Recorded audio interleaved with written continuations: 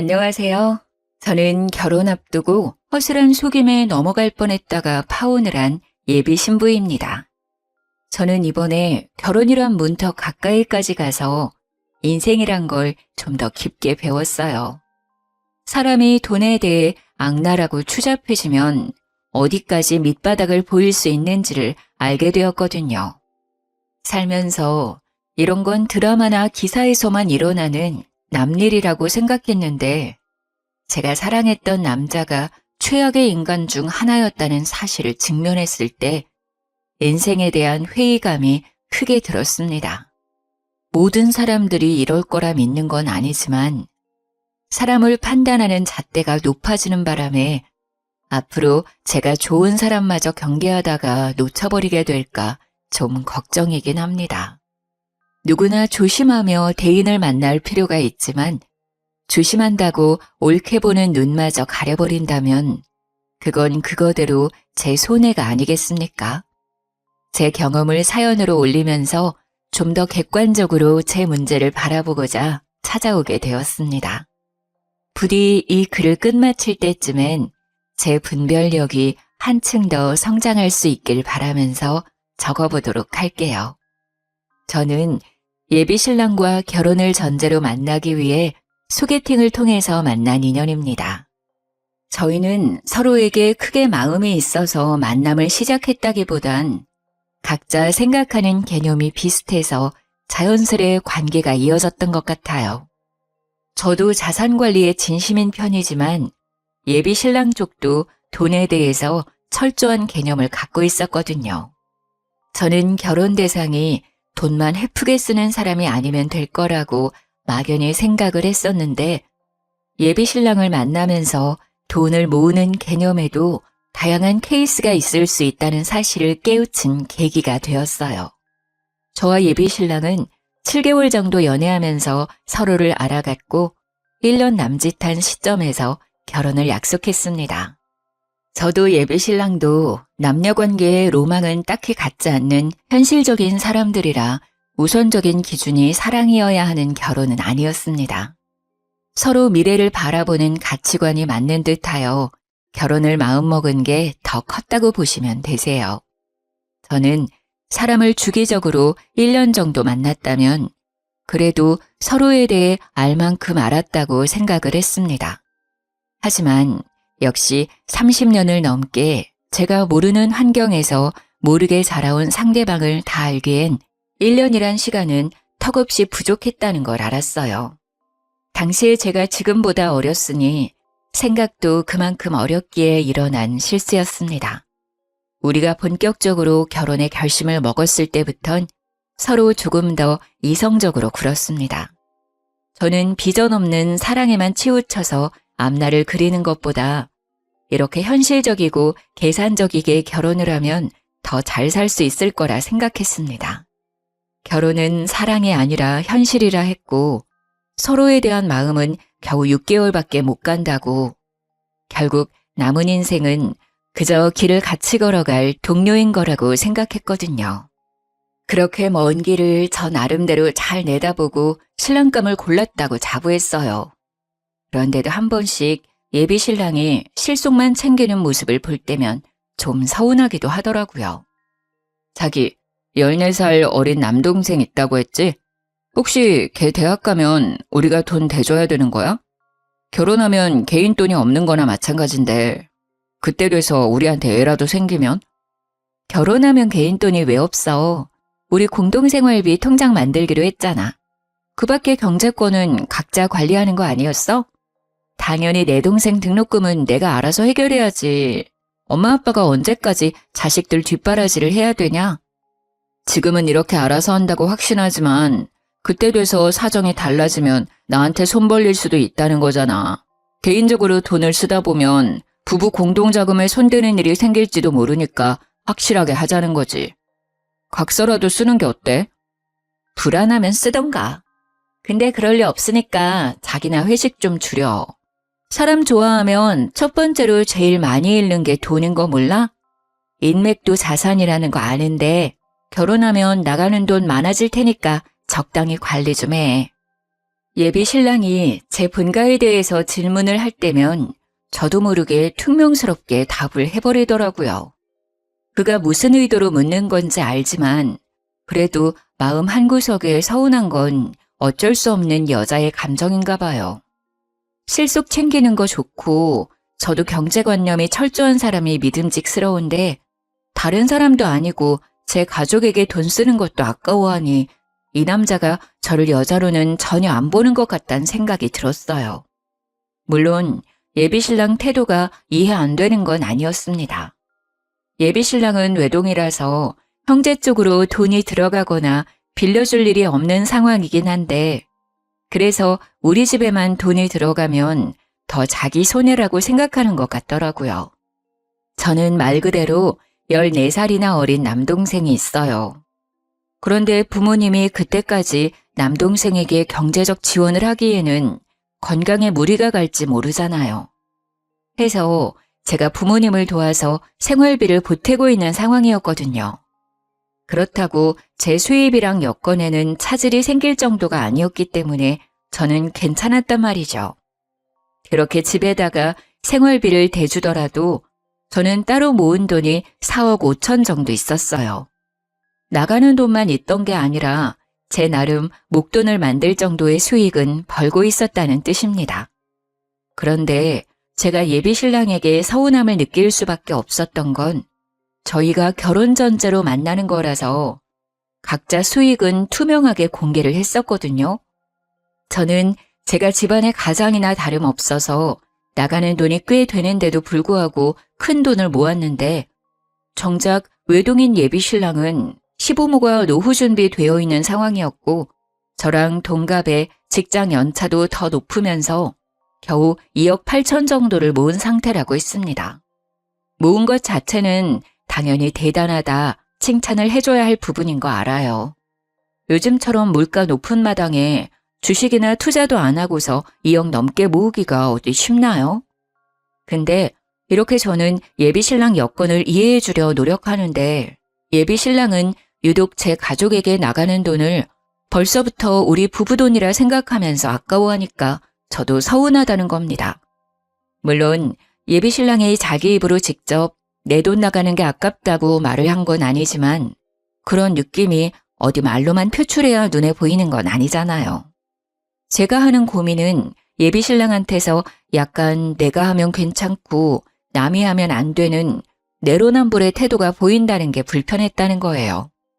저는 나가는 돈이 많아도 정말 알뜰하게 관리하는 편이었는데 예비신랑은 수익이 좋은 사람이라 할지라도 그만큼 모이는 돈이 적었어요. 예비신랑이란 사람은 정말 다 좋은데 사람 만나는 걸 좀 즐기는 편이거든요. 예비신랑이 제 가족에게 돈 들어가는 걸 한마디씩 시비 걸 때면 저도 예비신랑의 인맥에 대해서 한 번씩 태클을 걸어줬어요. 근데 그것도 한두 번이지 제 성격상 남일에 크게 간섭하지 않아서 인맥까지는 자기 역량에 맞게 알아서 하라고 내버려두는 편이 더 많았습니다. 제가 목돈에 연연하는 건 아니에요. 돈을 모은다는 것이 쌓이는 결과도 중요하겠지만 저는 개인적으로 돈을 모으는 상대방의 마인드를 책임감과 연관지어서 보거든요. 저랑 예비신랑 둘 다 비전 있는 회사를 다니고 있는 중이었기 때문에 돈이야 착실하게 모으면 금방 쌓이는 것이니 액수가 큰 문제라고 보지 않았어요. 정말 다 좋은데 사람 만나는 곳에선 돈을 아끼지 않는 예비신랑의 마인드가 우리 관계에 대해선 책임감이 없는 것 같아서 그게 좀 신경 쓰였던 겁니다. 결혼 전제로 만나는 거니 어떻게 보면 남들보다 우리 가족이 예비신랑한테 더 중요하고 신경 써야 되는 인맥 아닌가요? 정작 예비 처가한테는 말만 가족이라고 하지 가족이라는 이유만으로 쉽게 돈을 발할 수 있으니 더 확실하게 선을 만들어야 한다고 했는데 그 발언이 한 번씩 저를 화나게 했어요. 처가댁은 노후 대비 어떻게 할 거야? 두 분 다 집에서 쉬고 계신다면서. 나중에 뭐 우리한테 손 벌리거나 얹혀 살겠다는 둥 그런 건 아니겠지? 뭐? 말을 해도 꼭 그렇게 서운하게 해야 돼? 내가 죽지 않는 이상 생활비를 계속 보내줄 거라서 우리한테 손 벌릴 일은 없는데 자기 말하는 게 좀 그렇다. 우리 엄마 아빠가 어려우면 내 도움 좀 받을 수 있는 거 아니야? 내가 어머님, 아버님 형편 어려워졌다는데 내 할 바 아니라고 하면 괜찮겠니? 아니, 그런 뜻이 아니잖아. 아무래도 우리 집은 나 빼면 엄마 아빠 이렇게 둘 뿐인데 자기 집은 자기 빼고 세 식구잖아. 게다가 자기 동생은 아직도 학교 다니고 있고. 당연히 장인 장모님이 노후 준비가 안 되어 있으면 가세가 기울어질 가능성이 우리 집보단 크잖아. 이 정도는 가족으로서 걱정할 수 있는 거야. 제가 굳이 말할 필요가 없어서 제 부모님 형편에 대해 얘기는 안 했는데 저희 쪽은 부모님이 번화가에 건물 하나를 사들여서 병원 시설에 임대를 해주고 있기 때문에 따로 세를 받고 있는 상황이었습니다. 제가 부모님께 생활비로 챙겨드리는 건 자식으로서 부모님에게 해드리고 싶은 효심이었고 도리라고 생각해서 용돈으로 보내는 거였어요. 예비신랑한테 별말 안 했던 건 집에 빚이 있지 않은 이상 부모님 형편은 굳이 말할 필요 없다고 생각했기 때문이죠. 그리고 말해봤자 제가 부모님의 도움을 받고 결혼할 것도 아니라서 부모님의 재력은 제 결혼과 연관이 없다고 판단했었어요. 그런데 예비신랑이 계속 저희 부모님이 백수라서 하도 불안해하는 것 같으니 언젠가는 밝혀질 거 그냥 우리 부모님 건물주라고 상황 설명을 해줬습니다. 그러니까 엄마 아빠가 우리한테 손 벌릴 일은 없어. 사실 내 동생도 부모님이 등록금 대줄 수 있는데 내가 학교 다닐 때는 형편이 어려워서 부모님이 고생 많이 하셨거든. 그래서 동생 등록금만큼은 내가 해결해 주려고 하는 거야. 건물주?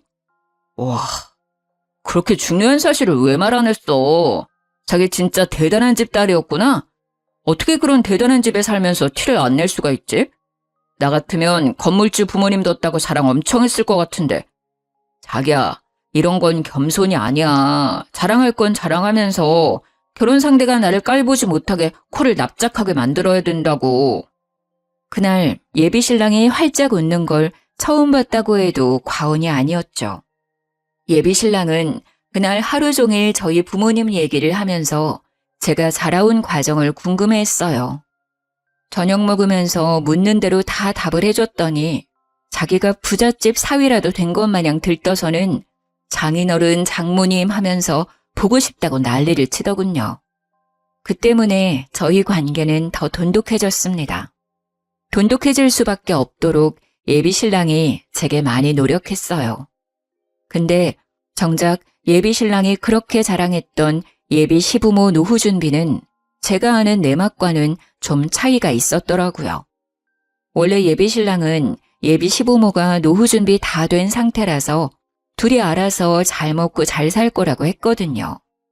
그런데 예비 시부모는 둘 다 공무원이었던 사람들이라서 당시 퇴직을 하고 소량의 연금을 받고 있다고 했어요. 요즘은 연금이 얼마 안 돼서 그것만으로는 여가 생활을 즐기거나 여행을 즐길 수 있는 여건은 안 되잖아요. 그래서 예비신랑이 한 번씩 기념일만 되면 용돈을 준다고 했습니다. 약간의 용돈만 있으면 굳이 우리한테는 손 벌리지 않을 거라고 뒤늦게 저한테 고백하더라고요. 저는 예비신랑이 예비 시부모 노후에 대해 엄청 대단한 자산이라도 있는 것처럼 얘기를 하길래 아예 예비 시부모에게 터치 안 해도 되는 줄 알았습니다. 그런데 기념일마다 용돈을 주고 있었고 예비 시부모가 여행 가고 싶다고 하면 예비 신랑이 돈을 보내줘야만 갈 수 있는 상황이라고 하더라고요. 그 말은 지금 우리가 결혼하면 어머님 아버님한테 계속 돈을 줘야 한다는 거네? 그거 자기가 알아서 해결하는 거지? 우리 각자 가족한테는 새 가족 생겼다는 이유로 확실히 선 긋기로 했잖아. 자기 선에서 알아서 하는 건 내가 딱히 간섭 안 할게. 그건 그런데 그래도 이건 상황이 좀 다르지 않나? 우리 부모님이 많은 돈을 바라는 것도 아닐 거고 또 처가 쪽은 부자잖아. 이러면 한쪽이 무조건 치우치게 되는데 자기 입장에서도 좀 그럴걸? 친정은 잘 먹고 잘 사는데 시댁은 손가락 빨고 있다고 생각해봐. 쪽팔리지 않겠어? 자기 웃긴다. 우리 부모님이 백수인 줄 알 때는 기를 쓰고 손에 안 보려고 하더니 까고 보니까 자기 쪽 형편이 안 좋아서 손을 벌리시겠다? 다 형편에 맞게 사는 거지 그런 게 쪽팔릴 문제야? 자기는 우리 부모님 백세라고 했을 때 쪽팔렸나 봐? 아니, 내가 어떻게 처가를 그렇게 생각하겠어. 알았어, 미안해. 내가 좀 팍팍했다는 거 인정할게. 솔직히 우리 집 그렇게 넉넉하지 않은 거 맞아. 그래서 손해보는 거 더 무서워했던 거야. 나도 너희 집 어렵다고 하면 당연히 도와주고 싶지. 그런데 그럴 형편이 안 되는 거 아니까 일부러 자존심 세웠던 거야. 예비 신랑은 그제야 자기의 진심을 실토하면서 자존심을 내려놓았습니다. 그렇게까지 기죽은 채로 사과를 하니까 제가 오히려 더 미안하더라고요. 사실 이렇게까지 예비 신랑 기를 죽이고 고개 숙이게 만들 생각은 없었거든요. 예비 신랑의 이기적인 태도 때문에 순간 저까지 남을 짓누르며 머리 꼭대기에 서려고 했던 것 같아 반성을 하게 되었습니다. 그게 저희 사이의 고비였다면 고비라고 할 수 있었겠네요. 저희는 서로 경제관 차이에 대해 좀 더 진솔한 이야기를 한 뒤에야 결혼 날짜를 잡을 수 있었습니다. 그때만 해도 예비 신랑의 마지막 자존심까지 꺾어봤기 때문에 더 이상 예비 신랑과는 갈등이 없을 줄 알았어요. 예비 신랑이 돈 문제로 저한테 꼬리를 내렸으니 계산적인 행동을 심하게 하지 않을 거고 저희 가족에게 제 개인적인 돈이 들어가더라도 더는 아까워하지 않겠구나 확신을 했죠. 오히려 그렇게 예비 신랑의 밑바닥까지 속 시원하게 터놓으니까 사실 제 마음은 편했습니다. 그래서 결혼을 문제없이 진행하려고 했던 거예요. 예비 시댁에 인사를 하러 가려고 날짜를 잡은 뒤 저 나름 신경 써서 한우 세트를 준비했어요. 예비 신랑이랑 의논 안 하고 준비했던 거라 예비 신랑이 무척 좋아하더라고요. 긴장하는 제게 보나마나 자기 부모님이 저를 100점짜리 며느리라고 생각할 거라면서 들떠 있었습니다. 그게 예비 신랑이 제게 주는 위안이라고 생각했는데 예비 시부모는 진짜로 저를 보자마자 안아주면서 보고 싶었다고 살갑게 대해주셨어요. 솔직히 버선발로 뛰어올 정도로 좋아해 줄지는 몰랐습니다. 좀 당황스러웠지만 미움을 받는 것보단 100만 배 나은 대접이 아닙니까? 저는 그 뒤로 안심하면서 내숭 없이 인사를 드릴 수 있었어요. 이런저런 대화를 편하게 나누다 보니까 예비 신랑이 생각보다 저에 대해 많은 걸 얘기해 놨더라고요.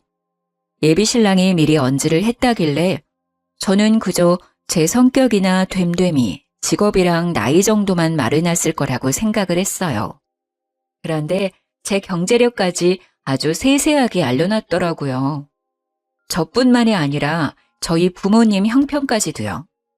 불쾌했다기보단 예비 신랑이랑 돈 때문에 잠깐 갈등이 있었다는 것까지 알고 계셔서 좀 당황스러웠습니다. 우리 아들이 워낙 효자라서 가족한테는 돈을 안 아끼는 녀석이거든요.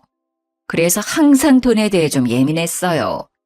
아마 아가씨 처지를 잘 모르고 서운한 소리를 했던 것 같은데 아들이 아가씨를 소홀하게 생각해서 그런 건 절대 아니니까 오해는 안 했으면 해요. 그럼요. 이미 얘기 끝난 일이라서 그 부분에 대해선 전혀 개의치 않고 있어요. 근데 저희끼리 사소하게 오간 다툼인 줄 알았는데 알고 계셔서 좀 당황스럽긴 하네요. 어머님, 아버님한테 잘 보이고 싶었는데 이미지가 깎였겠어요. 이미지가 깎이긴 왜 깎여요? 얘기 들어보니까 참 꼼꼼하고 야무진 사람이던데. 나는 오히려 아들을 나무랐다니까요. 요즘 애들 돈 개념이 해퍼서 자기한테 투자하기 바쁘지 누가 부모한테 손 안 벌리려고 결혼자금 미리 모아서 4억을 만들었겠어요. 그것도 나이 30대 초반밖에 안 된 사람이. 우리 아들이 무조건 잘못 판단한 거예요. 예비 시모는 자기 아들을 과하게 깎아내리면서 제 기분을 맞춰주려고 했어요. 처음에는 그저 저를 위한 배려라고만 생각했는데 듣다 보니까 그냥 제 편을 드는 느낌이더라고요. 마치 제 환심을 사려는 것 같다는 느낌이었죠. 하지만 그때는 예비 시부모와 첫 만남이기도 했고 첫 만남에 저한테 이렇게까지 환심을 살 이유가 없다고 생각해 그저 착각이라고만 봤습니다. 어쨌든 예비 시부모는 제가 젊은 나이에도 불구하고 사치 안 부려서 좋아하는 것 같았어요. 일단 좋아해 주시니 그걸로 점수는 괜찮게 땄다고 생각했죠. 결혼을 한다면 시집살이는 크게 당하지 않겠구나 함부로 예측하기도 했습니다. 그래서 저도 그 뒤로 예비시댁을 찾을 때면 예비 시부모에게 일찍부터 며느리 노릇을 잘했어요. 이미 저는 그 집에서 며느리 대접을 받고 있기도 했습니다. 예비 시모는 며느리가 생기면 하고 싶었던 일들이 많다면서 딸이 있었다면 좀 덜했을 텐데 무뚝뚝한 아들만 있다 보니까 며느리를 너무 기다렸다고 하더라고요. 저를 보면서 딸이 생긴 것 같아 정감이 간다고 이것저것 다 해주고 싶다고도 하는 겁니다. 예비 시모의 마음이 너무 고마워서 저도 그런 애교 많은 예비 시모에게 살가운 며느리가 되어주고 싶었어요. 결혼 전부터 예비 시댁과 친해지면 저 또한 생활이 편할 테니까 예비 시모의 이런 친근함이 좋기만 했습니다. 그래서 그랬어요. 딸이랑 하고 싶었던 일이 있으면 나한테 다 말하라고 내가 같이 해주겠다고 말이죠. 그랬더니 예비 시모가 어찌나 좋아하던지 그 모습을 보니 저도 기분이 좋아서 예비 시모와 개인적으로 데이트 날을 잡았어요. 예비 시모한테 뭐 하고 싶었냐고 물었는데 막상 하고 싶은 건 잘 모르겠다고 하시더라고요. 그냥 저랑 더 가까워지고 싶어서 같이 놀러 나가고 싶었대요. 저더러 그냥 자기한테 보여주고 싶은 곳 있으면 데려가 달라고 하길래 제가 알아서 데이트 코스를 짰습니다. 원래는 주말마다 예비신랑과 꼭 만남을 가졌는데 한날은 일부러 예비신랑과의 약속을 취소하고 예비시모와 단둘이 맛있는 걸 먹으러 간 적이 있었어요. 그렇게 저는 예비신랑 만날 때보다 더 신경 써서 그날 하루를 준비했습니다. 그렇게 기분 좋은 마음으로 예비시모를 만나서 대형 카페에 디저트를 먹으러 갔는데요. 희한하게 예비시모가 내내 딴 생각을 하고 있는 것 같은 거예요. 저와의 대화에 집중하지 못하고 계속 주위를 둘러보거나 높은 건물들만 쳐다보길래 혹시 재미가 없냐고 슬쩍 물어봤습니다. 그 순간 저는 좀 당황스러운 말을 들었어요. 누구랑 같이 노는 건데 재미없을 리가 있겠니? 그냥 바깥 나들이 안 한 지 오래됐다 보니까 높은 건물이 많이 생긴 게 신기해서 자꾸 쳐다보게 되네. 어쩜 건물들이 이렇게 다 화려하다니? 이런 것들도 다 주인이 있겠지? 건물주들은 돈 못 벌어도 참 배부르겠다, 야. 알고 보니 예비 시모는 지나다니면서도 저랑 식사를 하거나 커피 한 잔을 하면서도 내내 건물만 보고 있었던 거였어요. 그 의도가 뭔지 처음엔 몰랐습니다. 그런데 예비 시모가 그 다음 말을 뒤잇는 순간 제가 생각해오던 예비 시모란 사람과 그 실체는 다를 수도 있겠다는 걸 처음으로 느꼈어요. 소영아, 사돈 쪽도 건물주라고 했지? 병원 시설에 임대 주고 있다면서 바깥사돈 건물도 여기에 이런 것들처럼 큼직큼직하니? 달에 돈이 어느 정도 들어오는 거야? 사돈 어른들은 좋은 곳에서 두 발 뻗고 자겠구나. 너무 부럽다. 아, 저도 자세한 건 굳이 여쭤보지 않아서 잘 몰라요. 그래도 건물 있는 거랑 사는 건 별개 문제인 것 같더라고요. 저희 부모님 그냥 평범하게 살고 계세요. 연식 60년 된 아파트에서 살고 있는걸요. 물론 압구정에서 값비싼 아파트이고 80평에 살고 있긴 합니다. 하지만 그 부분은 굳이 말씀드리고 싶지가 않았어요. 저희 집 건물 얘기를 하면서 눈을 반짝거리는 예비 시모가 좀 낯설게 느껴졌거든요. 아이고, 어디 사는 게 뭐가 중요하니? 사돈이 그렇게 알뜰하니까 너도 그 장점을 쏙 빼닮았나 보구나. 사돈이 자식 하나도 너무 잘 키우셨어. 어떻게 노후 대비까지 그렇게 탄탄하게 해놨대?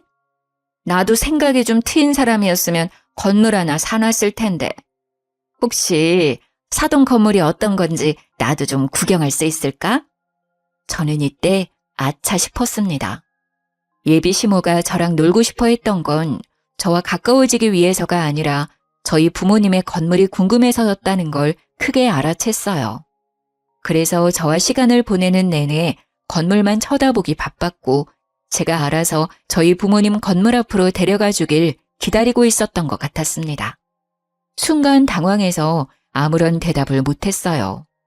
저도 모르게 표정 관리도 못했던 건지 예비 시모가 불편하면 굳이 안 그래도 된다며 한 발자국 양보하더군요. 못 보여줄 이유는 없으니까 예비 시모한테 구경시켜드리겠다고 말은 했는데 부모님의 건물까지 가는 내내 저는 예비 시모가 던지는 말에 전부 떨떠름하게 답했어요. 애교 많다고만 생각했던 예비 시모의 모습이 그 순간만큼은 무력에 눈이 먼 사람 같아서 정이 살짝 떨어졌거든요. 그렇게 도착한 건물 앞에서 예비 시모는 더욱더 가면을 벗었습니다. 사실을 듣기만 했을 때보다 직접 확인했을 때 더 큰 충격과 희열을 느끼지 않습니까? 예비 시모는 건물 앞에서 박수를 짝짝 치면서 진짜 높고 크다고 병원 시설이 몇 군데 들어있는지, 건물 주면 병원에서도 지인 할인 같은 게 있는지, 혹시 건물에 자리 하나 나면 자기 가게 하나 들여주면 안 되는지 말도 안 되는 질문들만 늘어놓았습니다. 제가 대답하기 곤란한 질문이기도 했어요. 그래서 저는 그날 거의 예비 시모에게 거짓말을 했습니다. 병원 건물이라서 개인적인 장사는 안 되고 건물주는 병원 관계자의 직계가족이 아니기 때문에 할인 같은 거 없다고. 그냥 건물을 갖고만 있는 거고 월세만 받는 거라 아무런 혜택이 없다고 말입니다. 물론 몇 개 대답은 얼추 사실이기도 해요. 건물주한테 병원 할인이 왜 들어가겠어요?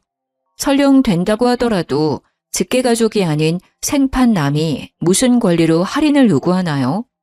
어쩌면 건물에 자리 하나쯤은 아빠가 선의를 베풀어 한 자리 내어줄 수는 있겠죠. 하지만 공짜는 안 되죠. 저희 부모님도 건물에서 나오는 새로 먹고 사시는 분들인데요. 예비 시모가 바라는 건 지금 남이 차려놓은 밥상에 숟가락 하나 올리겠다는 심산인 거잖아요. 저 그런 사람들 싫어하거든요. 저희 부모님도 노력 없이 바라기만 하는 사람 혐오하고요. 그런데 그 싫은 짓을 예비 시모가 그날따라 주야장천 해대더라는 겁니다. 예비 시모가 묻는 것마다 제가 부정적인 대답을 늘어놓았더니 곧 실망하는 기색을 보이더라고요. 이것도 안 된다, 저것도 안 된다 하니까 자기 기대에 못 미쳤는지 한숨을 푹 쉬는 겁니다. 저는 그것도 웃기더라고요. 이 건물이 본인 재산이길 했나요? 아님 누가 재력을 누리게 해주겠다 약속이라도 했나요? 아니죠. 그저 그쪽 아들과 결혼을 하겠다는 건데요. 당최 예비 시모가 실망할 게 뭐 있는지 이해가 안 갔습니다. 그날 예비 시모를 집 앞까지 데려다주고 집에 와서 생각을 많이 했어요. 과연 제가 건물주 딸이 아니었다고 한다면 예비 시모가 제게 애정을 주었을까요? 돈 때문에 저를 며느리로서 좋아해 주는 것 같아서 그게 마음에 걸렸습니다. 그렇다고 예비 시모가 제게 큰 피해를 준 건 아니라서 예비 신랑한테 확신 있게 따질 수는 없었어요. 대신 저는 그날 처음으로 예비 신랑과의 결혼을 고민했었습니다. 겨우 돈 욕심 때문에 결혼을 포기하려고 하는 거냐고 묻는다면 네, 맞습니다. 맞다고 해야 할 것 같네요. 저희 부모님이 돈에 예민하기도 하고 공짜 좋아하는 사람들을 한심하고 게으르다고 믿고 있기 때문에 그 밑에서 자란 저 또한 그런 사람들을 위험하다고 보고 있거든요.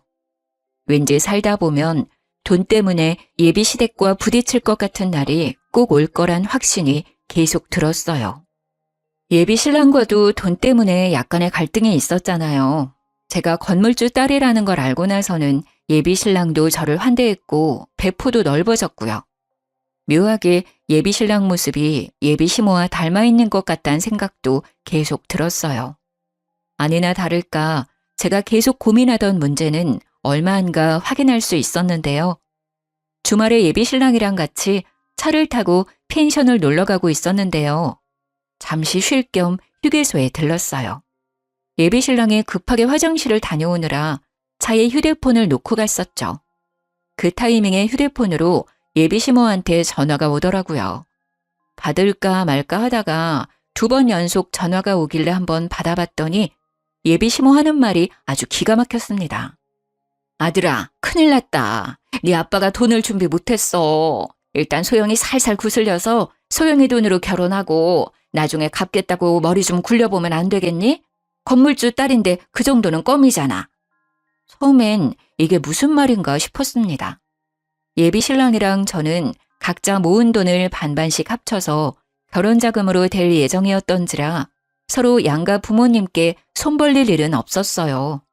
그래서 예비 시부가 무슨 돈을 왜 준비하고 있었는지 이해 못했고 또 그게 왜 우리 결혼이랑 연관이 되는지도 몰랐어요.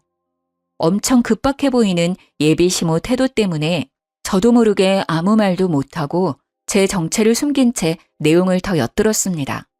제가 아무 말도 안 하니까 수화기 안에서 예비 시모가 예비 신랑 이름을 몇 번 부르더니 혼자 뭐가 그렇게 불안한지 입을 가만두질 못하더라고요. 이 멍청한 인간이 글쎄 2억에다 빚까지 내서 웬 공유 오피스텔 하나를 매매해버렸지 뭐니.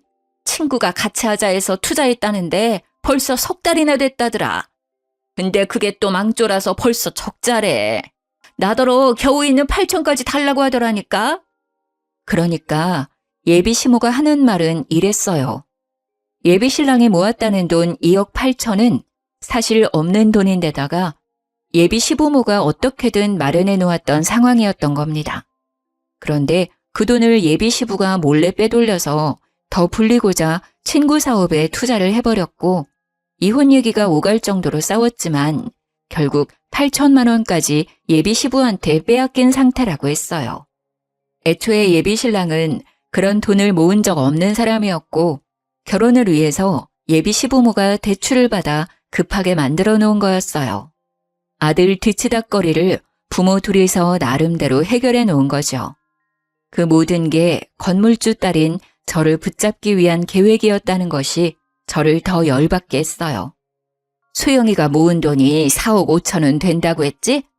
결혼식은 최대한 소규모로 하고 그 돈으로 혼수랑 예물까지 하는 식으로 잘 좀 해결해봐라. 절대 남자라고 더해가는 그런 거 없다는 것도 똑부러지게 말해놓고 최대한 잘해서 불쌍하게 보여봐. 혹시 공짜로 결혼하게 될 수도 있지 않겠니? 남자 나이 30 초반과 여자 나이 30 초반은 확연히 다른 거라는 예비 시모 말이 저를 더 비참하게 만들었습니다. 예비 신랑 나이에 그런 직업이면 더 젊고 건강한 아가씨를 만날 수 있는 조건인데 저는 나이도 있고 출산 준비까지 하면 이미 노산으로 시작할 테니까 남자 쪽에서 손해를 먹고 들어간다고 하더군요. 그러니 늙은 여자 데려가 주는 것만으로도 내 입장에선 고맙게 생각해야 된다고 했고 제가 결혼 자금을 더 대는 게 어쩌면 당연한 거라는 이상한 논리를 주장하고 있었어요. 기가 차지 않습니까? 제 앞에선 알랑방귀 뀌면서 어떻게든 제 환심을 사 실체를 숨기기 바쁘더니 제 뒤에서는 예비 신랑이랑 이런 사기 작당을 꾸미고 있었다는 게 웃기잖아요. 당연히 겨우 빙산의 일각을 확인한 셈이겠지만 저는 일단 그 순간에 이미 큰 배신을 느꼈습니다. 제가 결혼을 고민했던 이유에 확신을 가해준 거나 다름없으니까요. 듣다 보니 예비 신랑이 계산적으로 행동하면서 우리 집에 손해보기 싫다는 식으로 말했던 과거들도 머릿속을 스쳐가더군요. 그렇게 피해보긴 싫어하면서 어쩜 남의 돈은 그리도 쉽게 생각하는 건지. 그 부모의 그 자식이지 않습니까? 저희가 그때 당시 이미 내년으로 결혼식장을 예약해 놓은 상태였는데 그 계약금도 예비 신랑이 바빠서 그 돈으로 제가 먼저 예약을 해 놓았거든요. 저는 당연히 예비 신랑 바쁘다니까 그런 줄로만 알았죠. 그 식장 예약마저도 예비 시모가 시켜서 일부러 제 돈만 쓰게 했다는 걸 알았습니다. 아들아, 왜 말이 없어? 답답해 죽겠네. 지금은 우리가 급한 상황이니까 소연이 돈밖엔 답이 없다고 알아들었어?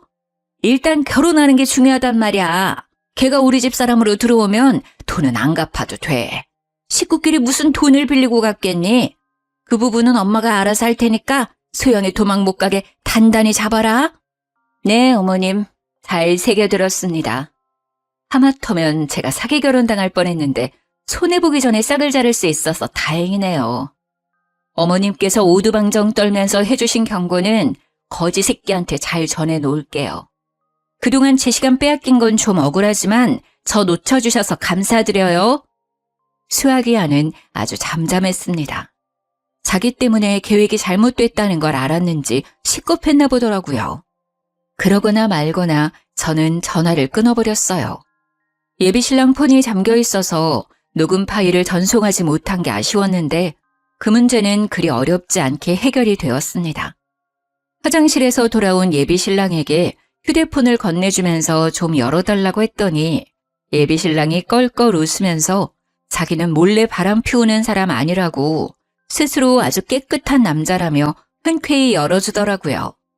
그래서 저는 제게 통화 녹음을 쉽게 보낼 수 있었어요. 전송이 완료된 후로는 폰을 돌려주고 겉옷을 챙겼습니다. 돈이 없으면 없다고 솔직하게 말하지 그랬어. 내가 자기 가족 먹여 살릴 물주인지 몰랐네. 그동안 부모랑 머리 맞대고 우리 집 등골 빼먹을 작당하고 있었던 거야? 어머님 입에 모터 달린 줄 알았잖아. 지금은 건물주 딸 놓치게 생겨서 난리가 났던데 얼른 통화해보지 그래? 무슨 소리야? 엄마한테 전화 왔었어? 뭐야, 내 전화 받은 거야? 왜 남의 전화를 함부로 받아? 엄마가 뭐라던데? 아니야, 엄마가 뭐라고 했든 그거 다 엄마 망상이야.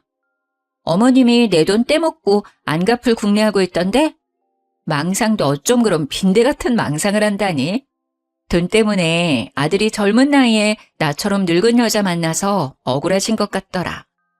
근데 생각을 해봐. 내가 더 엿같지 않겠어? 경제력 좋은 남자랑 결혼할 수 있었는데 너 같은 거지 새끼 만나서 내 돈 다 털릴 뻔했잖아. 얼른 엄마랑 통화하라니까?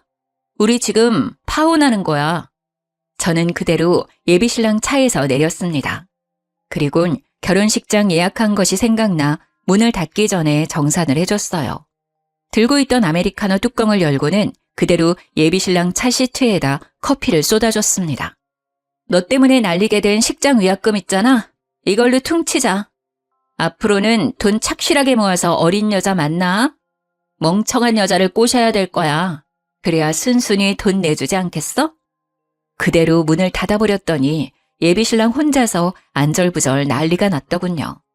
저를 당장 붙잡긴 해야겠는데 차를 두고 갈 순 없고 차 시트는 망가져서 화가 나는데 나와 파혼해버렸으니 무작정 화를 낼 수는 없고 혼자 많이 복잡해 보이길래 그냥 작별 인사하고 저는 친정 부모님께 연락해 휴게소로 데리러 와달라고 부탁했어요.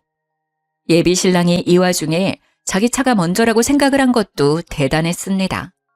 급하게 핸들을 꺾어 휴게소를 나가버리더라고요. 그날 뒤로 연락이 왔었는데 그 전화를 받지 않고는 대신 녹음 파일을 보내줬어요. 예비신랑한테 네 엄마가 한 소리 직접 들어보라는 말과 함께요. 그러니 쪽팔린 줄은 알았는지 연락이 없더라고요. 그래서 저는 우리가 합의하에 파혼을 했다고 생각했습니다. 결혼식장 예약했던 거랑 결혼 인사드렸던 거 말고는 뭐 특별하게 준비했던 것이 없어서 아쉬울 것도 없더라고요. 예비신랑을 잇는 데는 긴 시간이 걸리지 않았어요. 그런데 제가 좀 끈질긴 거머리 집안을 만났었나 봐요. 요가를 배우면서 마음의 안정을 찾은 지 한두 달이 지났을 때였습니다. 한날 요가 학원을 가던 중 부모님한테서 연락이 왔는데 웬 아줌마가 부모님 건물에서 난동을 부리고 있단 연락이었어요.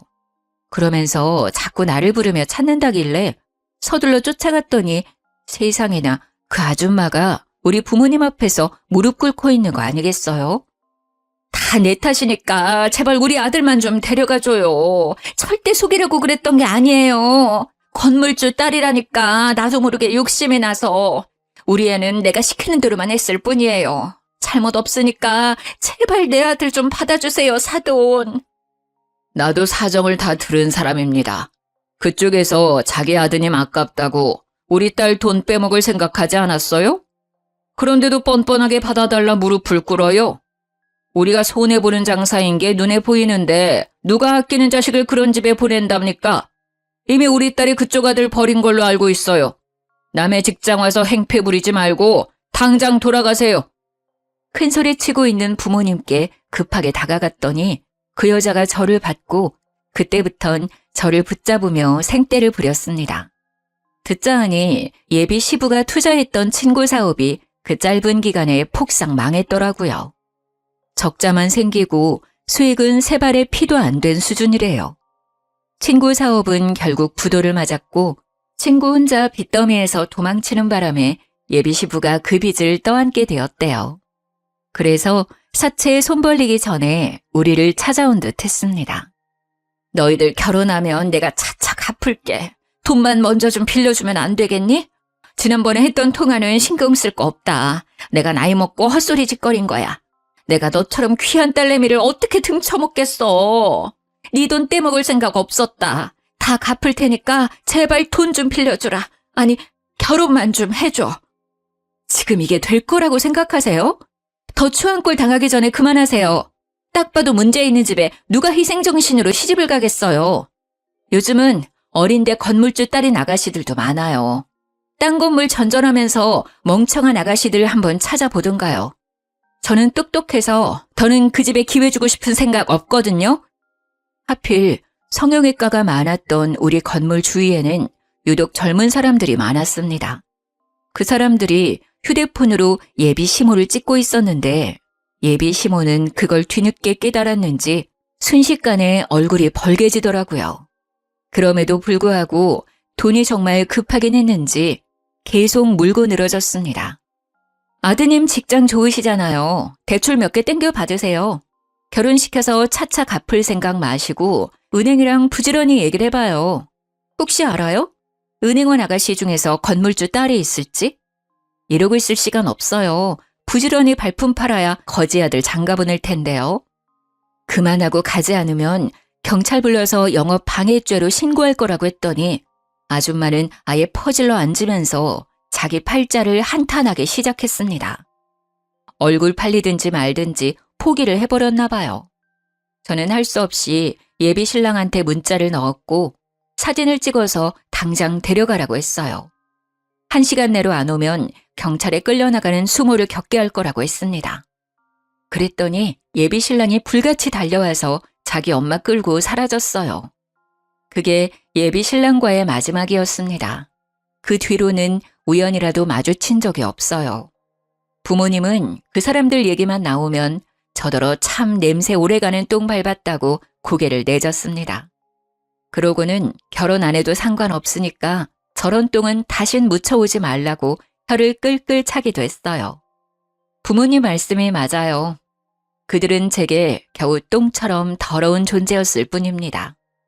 사랑이란 감정이 조금 부족하더라도 신리가 맞으면 부부가 되어 잘 살 수 있을 거라고 생각했는데 이번 기회를 통해서 제 판단이 오만했다는 걸 깨달았어요.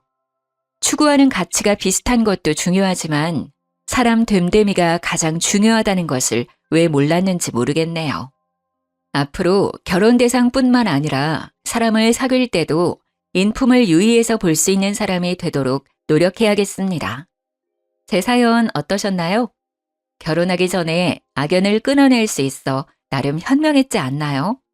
좀 더 지혜롭게 해결할 수 있는 방법이 있다면 인생 선배분들이 알려주셨으면 좋겠어요.